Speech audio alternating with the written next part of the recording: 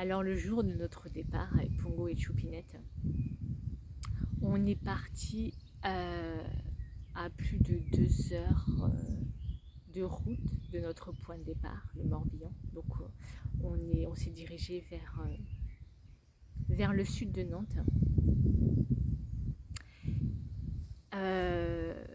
Donc j'étais assez stressée parce que conduire un camping-car, même si là pour le coup c'était de la voie express, mais c'était les premières chaleurs, il faisait chaud.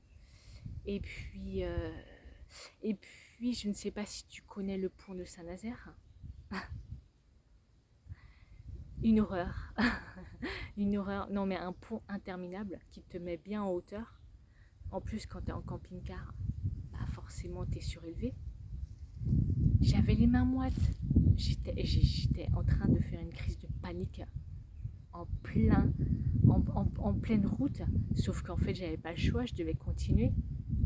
Et heureusement que j'avais fait des crises d'angoisse il y a très longtemps de ça. Et donc, du coup, je me suis dit, ok, Christelle, ça va aller, respire.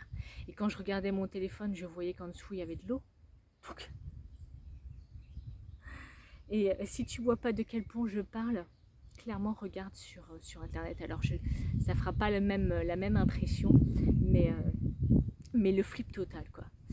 Et puis, arrivé, du coup, bah, sur l'aire de stationnement, enfin l'aire, c'était où je pouvais stationner avec Choupinette.